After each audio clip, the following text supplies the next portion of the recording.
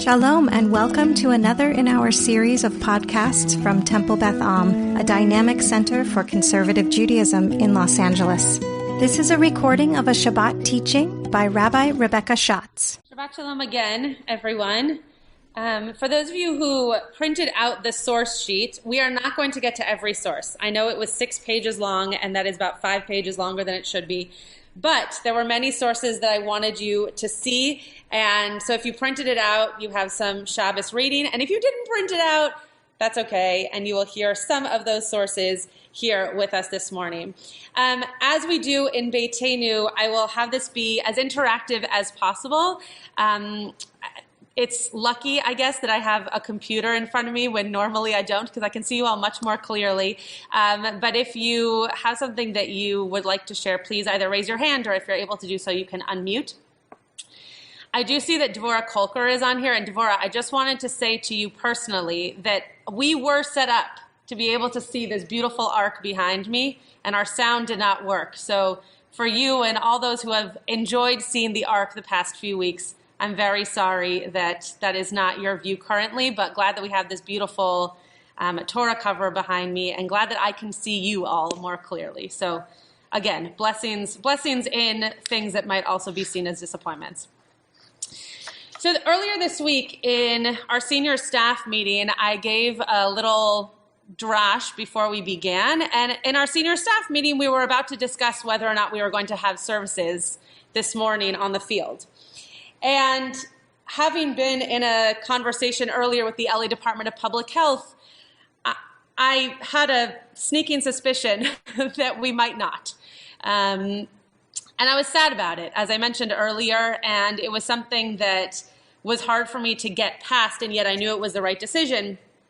And so I was looking through the Parsha, and I noticed we all talk about how Rebecca goes out of her way to make sure that Jacob gets the blessing. And that is remarkable. And it is something that we should focus on and we should think about. And was it the right thing? Was it not the right thing?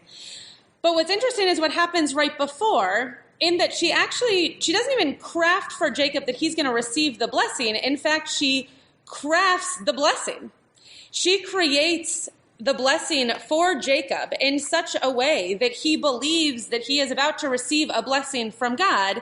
And really what Isaac says is that he's going to give Esav, or in his case, the eldest son, a blessing from his soul. And as I shared with the senior staff, and I'll share with you all now, I think that it is important for us to remember that when we hear blessings, that sometimes we hear them differently than other people. Or when we give blessings, sometimes the person who receives them is going to hear them differently than we intend them to be heard. So our blessings go out into the world, and we say them with hopefully love and care and support, especially if it's something like a Misha Berach. We send that energy out into the world. And yet someone might hear the blessing in such a way that they don't recognize it, they don't think of it in their own world as a blessing. Now, that's not what happens in this story. What Isaac says is, I am going to give a blessing from my soul. We'll talk about that in a second. And then Rebecca says to Jacob, your dad's going to give a blessing to Esav from God. That's very different. Very, very different, unless she's calling Isaac God. That's a very different interpretation of what the blessing is. However, she's hearing the blessing that she knows must go to her son, and she also knows what to say to her son so that her son wants to receive the blessing. So we're going to go through a few different sources here, starting with the actual Torah verses, to see the distinction that is made between how Isaac represents this blessing and how Rebecca then interprets it to Jacob. So if you have the source sheet in front of you, it's the first page. If you don't, it's chapter 27 of Breshit, of Genesis, verse 1. And I'm going to read the verses that are just context for us in English, and then the verses that we are going to focus on, I'll read in both Hebrew and English. When Isaac was old and his eyes were too dim to see, he called his older son Esav and said to him, "My son." And he answered, "Here I am." And Isaac said, I am old now and I do not know how soon I may die. Take your gear, your quiver and bow, and go out into the open and hunt me some game. Ve'aseh li mat'amim ka'asher ahavti, and prepare for me these tasty things that I love. Ve'havi'ah li ve'ochela ba'avur tevarechecha nafshi baterem amut, and bring them to me, and I will eat them, so that before I die, I can bless you from my soul. Now, tevarechecha nafshi can be seen as, I will bless you from my soul, or I will bless you, my soul. Right? That maybe he is saying that he will bless him from his innermost thoughts and feelings, or maybe he's calling Esav his soul. We know that Isaac favored Esav, and so it's possible he was referring to him as Nafshi. Rebekah had been listening as Isaac spoke to his son Esav, and when Esav went out into the open to hunt game to bring home, she said to her son Jacob, I overheard your father speaking to your brother Esav, saying, Havi'ah li tzayid, bring me some game. Ve'aseh li mat'amim, and make for me tasty things. Ve'ochela ve'avarechecha lifnei Adonai lifnei moti, and I will bless you before God, before my death. Does anybody hear the difference? Yeah, there, I can see you all nodding. There is a difference. There's a difference here. Tevarechecha nafshi, or ve'avarechecha lifnei Adonai, are very different, and God is added. So I want to stop here before we go on to the commentaries to see if you have any thoughts of what this difference could be or why there could be a difference. I can't see everyone because there are two screens, which is lovely. It's lovely to have so many people. So if you're on my screen, I can see you, but if not, raise your hand and Kenji can unmute you. But does anybody have any thoughts or questions or comments on these verses thus far? Larry, is that you? Do you want to say something? Yeah, but it's not on addressing your question. It's on the verses. I'm struck by the multiplicity of the averot, of the sins that Rebekah has committed here. First, she listens in on a conversation she shouldn't be listening in on. Right. And then she goes and tells her youngest son about a conversation that she shouldn't have told him about. And then she actually deceives. She lies. She tells him something, which is what you're talking about. She doesn't report the conversation correctly. As we go on, she's going to be encouraging him into deception. Yeah. It's overwhelming if you focus on it. Yeah, yeah. I guess where you want to go is the question, why did she feel the need to misrepresent the conversation when she didn't have to do that? Great, yeah. And as we know, as the story unfolds, and we're not going to speak about this part of the story, but as the story unfolds, she does even more and even more and even more. It doesn't just stop here. And in the Taste of Torah that I wrote for this week, I mentioned that I think that Rebekah gets a bad rap, not just because I like her name, but because I think that she is someone who really is holding on to so much alone, right? She doesn't have a partner in the way that we understand partnership. She doesn't have someone who is coming to her and asking her how she is or figuring out for her what it looks like to be raising these children. She ends up being a vessel that is holding so much. And so it's possible, and we're going to see later, that Rebekah felt as though she had to actually say that it was from God because she knew that she had to craft everything that came next. And so it had to be from God, or else how could it be? But you're right. There's a lot of deception here, excuse me, and it's all coming from the same character. It's all coming from Rebekah. Barry, I see your hand is up. Or Kathy, I don't know. A. Rosenblatt. Yes. Actually, okay, it's mine. It's interesting because mine is the complete opposite of what Henry just said. Larry. Larry just said, sorry. Rebekah had the fighting inside her when they were in the wombs. Yeah. One went in, one went out.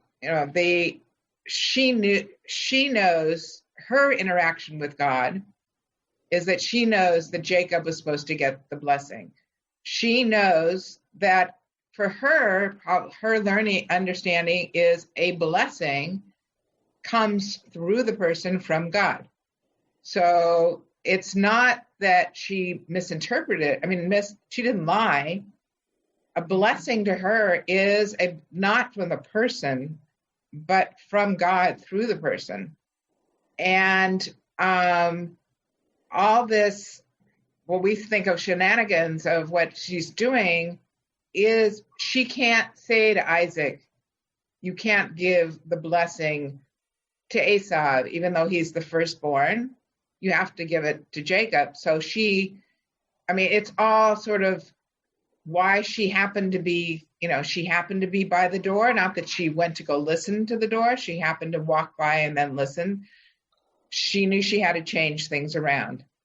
A lot of things, things happen that we have to intervene, not because it's, we're trying to change everything, but there are things that we see from different perspectives. So, yes, I'm not going to comment too much on what you just said because it's the conclusion of this whole teaching. So we'll get there. Sorry. No, it's great. But yes, that is what Rebecca believes. Rebecca believes that, in fact, she needs for the blessing to be given from a place of godliness, or else it's not a blessing, that blessing needs to come from some point of divinity in order for Jacob, or for her in this matter, to feel as though it's a blessing, because it needs to come from God through Isaac into Jacob. And that's where I'm going to stop so that I don't give away the ending. But thank you. Very, very beautiful comment. Anyone else? Yeah, Gabriella.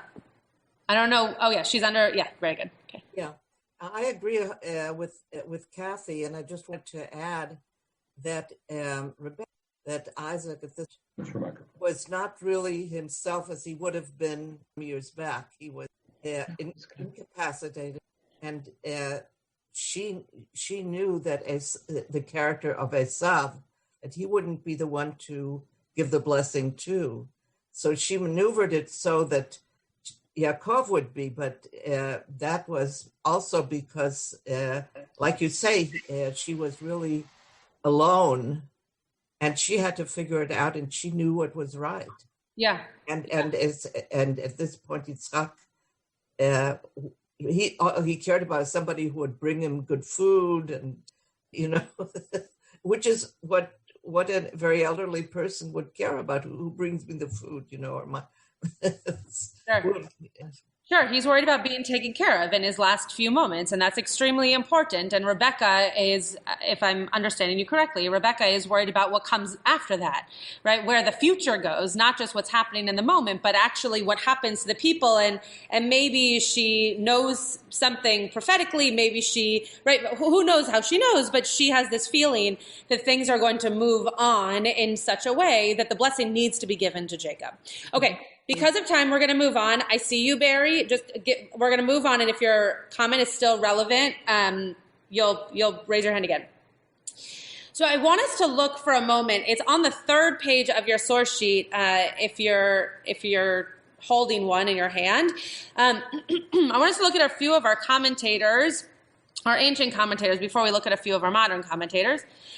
And one of the things that Rashi says on this idea of Lifnei Adonai, which Rebecca adds, is that Rebecca is insinuating that it's coming from God's permission.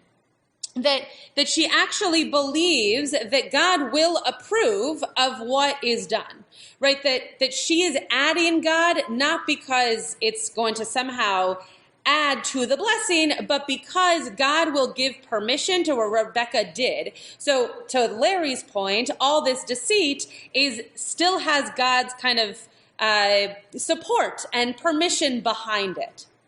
Maybe that's the case. Maybe it's not. Maybe Rashi is reading into this to make sure that that we still feel like Rebecca did the right thing, because bringing God into the picture allows us to feel as though it was somehow divinely inspired. Then Radak says that she adds the words Lifnei Adonai as if they had been Isaac's words, which we know. She intended thereby to convince her son Yaakov that the blessing about to be given to Esav was of an unusual critical importance, one that would reflect a prophetic utterance by Yitzchak.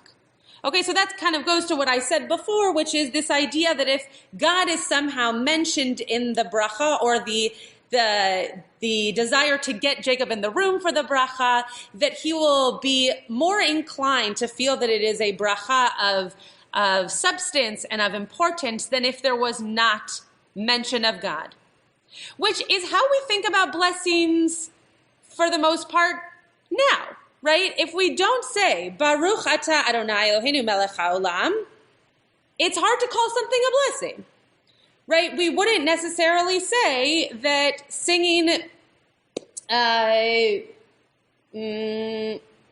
something that doesn't have God's name in it, that I can't think of at the moment, that we would think of that as a blessing, because if God's name isn't recognized, we might think of it as a poem or a psalm or some kind of element of prayer, but not necessarily a blessing. The Torah Aruch mentions something grandiose. I'm only going to read the end of it here, but that God would for sure fulfill such a blessing when pronounced by him. That if Isaac was going to give a blessing, that of course God would have something to do with it, so why not Rebecca just add God's name into the mix? Right? That, okay, Isaac forgot God's name, so Rebecca's just going to add that in. Like, of course, it wasn't an addition, it was just an acknowledgement of what was already understood. After all, he says in his commentary, all blessings originate with God. Now, this is where our modern day commentators are going to argue, and I would argue as well, blessings are misled. Because we can give blessing without them having to feel divinely inspired or be given to us by God, and they can still be blessings.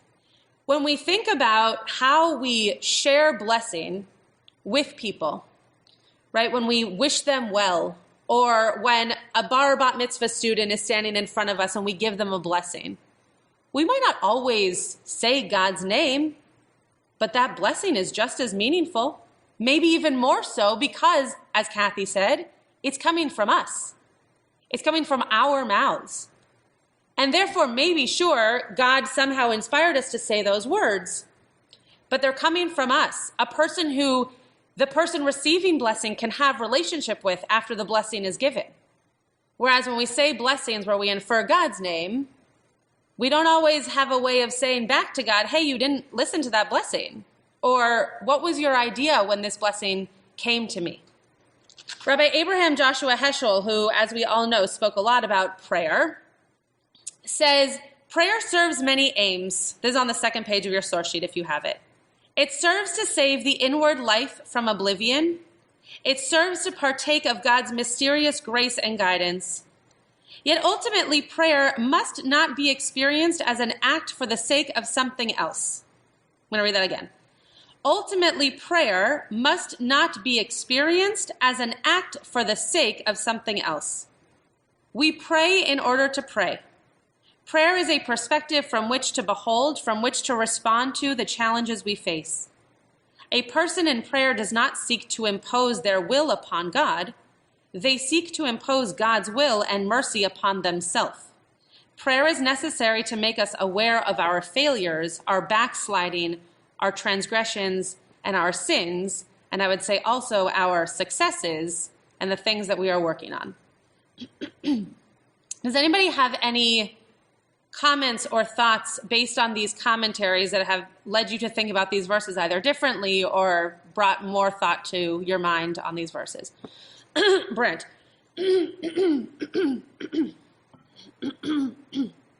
Brent, can you unmute? Oh, am I on? No. Oh. Wait, hold on one second, Barry. Brent's name is right under where it says Bonitas. Yeah, yep, underneath there. Yep, very good. Okay, so I find it interesting that I think Rebecca is a blessed person and was doing what we would say God's work for the Jewish people. Mm-hmm. And what I mean by that is if you look at Esau and Jacob, they're both Jews, right? It's not like Isaac and Ishmael. These are two Jewish children that come from the same mother that are constantly in struggle. Mm-hmm. The way I always view this, and I love this Parsha, is this represents everybody's Jewish mind. Mm. And every mind of every Jew, it's not really about prayer, it's about the Jewish people and about the predominance of the cerebral over the physical. And that we're in constant struggle as Jewish people between our physical desires, our physical accomplishments, and our cerebral desires and accomplishments. And the Torah in this Parsha sets out its clear preference for the cerebral Jew over the physical Jew. Hmm. So that we are a people of study, because we prefer Isaac over Esau. And this struggle, which goes on in every person's mind, has gone on with the Jewish people for our entire existence, where we sometimes admire and reward the physical, our military prowess, our fighting Jews, our athletic Jews, and at other times we advance the cerebral Jew. And I think this Torah portion lays out that balance and that preference, and that Rebecca had to do what she did because Isaac had to be the forefather, similar with Jacob, similar with Abraham and Isaac, yeah. And that we keep living this day in and day out as we have our physical selves and our cerebral selves, and that constant battle to which one prevails. And the Torah clearly prefers the cerebral Jew to the physical Jew. That's a fascinating take. And I agree with what you're saying and what you are reading into the Parsha, for sure. And I hope it's not the case. I hope that Jews who are not the cerebral Jews, and I hope that Jews who feel like praying is something that they do because it makes them feel good rather than because they understand the words that they're saying, I hope that that's meaningful to them. And I hope that I hope that Jacob and Esav show us, and this is where I thought you were going with your statement, I hope that Jacob and Esav show us that we can be both, that we can actually be able to be strong and out in the field and able to produce, to hunt and produce food and all of the rest of that. Back in the day, obviously, I don't think any of us are out hunting these days, but the idea that we can be those kinds of people and that we can also be the book smart, stay at home, enjoy studying Jews. But it's very interesting. I appreciate the take on it, and I appreciate being able to read into it that way. Yes, Barry. I want to go back to your initial question that started this discussion. Well, what's the difference between Isaac's first, that it's coming from him, yeah, and his second statement that it's coming from God? Yeah. And I want to go back to Kathy's position and go forward from there, that from the birth of these boys, only Rivka is a partner with God in prophetic knowledge. Yitzhak has no knowledge of this. He prefers Esau and the hunting and the food. He has no partnership in God's plan. Only Rivka has that. And at the point where Yitzhak is now speaking to Yaakov, thinking he's Esau, yeah. God is now intervening to Yitzhak. And so now that the prophetic is coming through from God through Yitzhak to Yaakov. And that's what it means, that the blessing's coming out from God. He unwittingly is saying that statement. We're going to see in a moment that there is that there is an interesting, and those of you who learned with Rabbi Shapiro and I yesterday heard me say this a little bit, that there's an interesting cycle that Isaac goes through in trying to be just like his father, right? He calls Rebekah his sister when he comes across people who don't know him. He gives this blessing, and he's trying to give this blessing from himself, but like Abraham, the blessing actually ends up coming from God and not from him. And one of the moments where Isaac ends up not being able to be like his father Abraham, which, by the way, for a guy who didn't show him much compassion and support, it's surprising that he wants to be just like him, but he doesn't know any different, and he's gone through a lot of trauma, and so he's trying to just do what he knows and assumes that that's what's right. And so he tries to give this blessing, and yet when Isaac was given a blessing from his father, he wasn't given a blessing from Abraham, he was given a blessing from God. And when it turns in this parsha, we will see that Rebekah allows Isaac to kind of push out of these moments where he's just moving along as if he's doing exactly what his father told him to do. And then when Esav comes back to Isaac and says, "You didn't give me a blessing," and he is very upset, Isaac is very upset.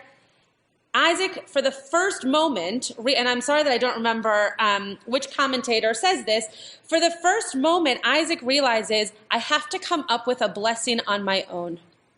I have to figure out for myself how I'm going to bless Esav, because the blessing that I've known to give has already been given.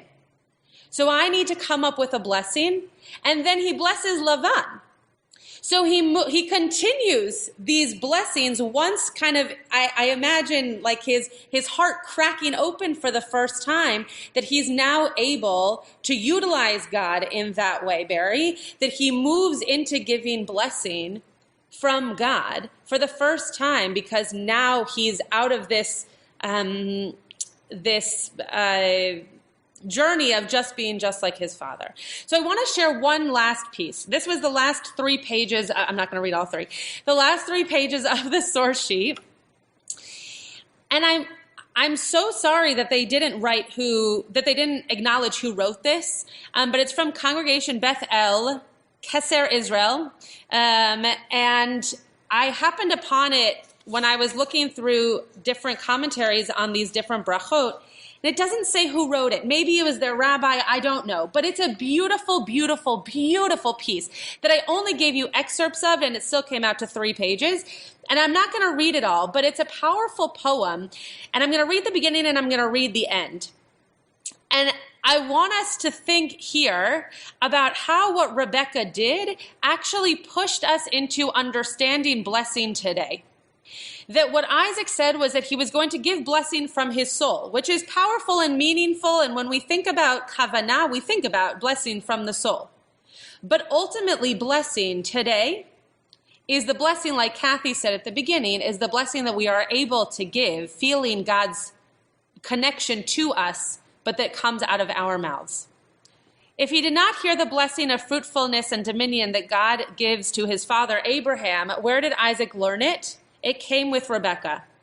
When Rebekah says she will go with Abraham's servant to marry Isaac, Lavan says, "O sister, may you grow into thousands of myriads. May your offspring seize the gates of their foes." More than one commentator has noted that the parallel between the blessing that Lavan gives Rebekah and the blessing that God gives Abraham after the Akedah.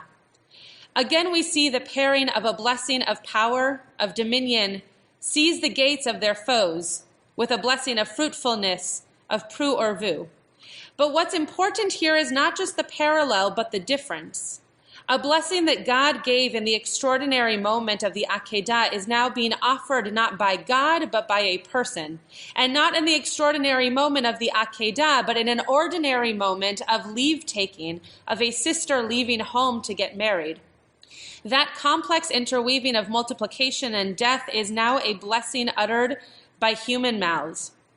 This is the moment when the notion of the human power to offer a blessing of dominion first entered the Jewish people. We still don't know what a blessing is, but we know that the idea that a person can give a blessing of dominion, of martial victory, begins with Lavan and enters the Jewish people through Rebekah. I'm going to read the end. Isaac will still bless. He will not be the father his father was, but his ordeal has taught him the anger about to tear his family apart has shown him what blessings of dominion can do. They were a beginner's mistake, perhaps, the first Jew's clumsy efforts at blessing his children. That is Isaac's story. Ve'ele Toldot Yitzchak. We've come a long way from Isaac, from his story and his lineage. These blessings, our hands on our children's heads on Friday night, these are our story, our lineage, our Toldot. I suggest to you that you read the rest of this, and if you enjoy it, to go onto their website and read the entire thing. It's a very powerful poem. But I think that the end of this, the blessing that we give to children on Shabbat and on holidays, a blessing that comes from Isaac's line, that blessing can only be a blessing that we know to give because we want what that blessing says. We, people, humans. Yasimech Elohim ke'Ephraim v'Chimenasha. Right? Yasimech Elohim ke'Sarif ke'Rechav v'Leah. Sorry. Yasimcha Elohim ke'Ephraim v'Chimenasha. I don't have kids. I don't do it every week. But the way in which we say that is that we want them to be like those people. Not that we want them to be like God. Right? That you will be blessed. Yasimcha Elohim ke'Ephraim v'Chimenasha. That you will be blessed like them and through God. But not like God, like those people. So I think that Rebecca knew that. I think that Rebecca knew that there had to be some element of God's connection to Jacob for him to feel like this was a blessing that was going to move him forward, that was going to make him want to be the leader of a people, that was going to make him want to have a connection back with his family. Because if you just tell your son that you're going to be great and you're going to have lots of land and lots of crops and lots of animals, that's lovely. But that doesn't tell you who you're going to be. And so Rebecca allows him to know who he's going to be and who's going to be there to support him. So when we hear blessings, we're not always sure that we hear them the same way that they were supposed to be given to us. But we can be sure that when we give blessings, that we're giving them for what we hope comes from them. That we are giving a blessing that comes from our heart, from our soul. Maybe, yes, from our connection to God. But that ultimately we are giving blessing so that people can hear from us what we hope for them to get better, for them to be fruitful in what they want in their lives, for them to be able to continue in a life that means success for them. So I bless you all that you are able to give blessing, that you are able to find ways to give those around you blessings. Next week, we will have just celebrated Thanksgiving, and we talk a lot about gratitude and what we're grateful for. So this year, I hope that you can think of blessings that you give to those people that you are grateful for and tell them why you're grateful. Because just like Isaac and Rebecca, they both wanted to give blessings that were important to them, to their nefesh, or to their connection with God. And that's meaningful. And that means that those were special blessings. So please give blessing this year. And I hope that you all realize that you are a blessing to us. And that though we could not be together today for Beitenu in person, that it's always a blessing to do Shabbat services with you. So Shabbat Shalom, and thank you for being here with us this morning. You have been listening to another in our series of podcasts from Temple Beth Am, a dynamic center for conservative Judaism in Los Angeles. If you enjoy these podcasts, we invite you to write a review on the Apple Podcast site or wherever you get your podcasts. For more information about Temple Beth Am Los Angeles, go to tbala.org.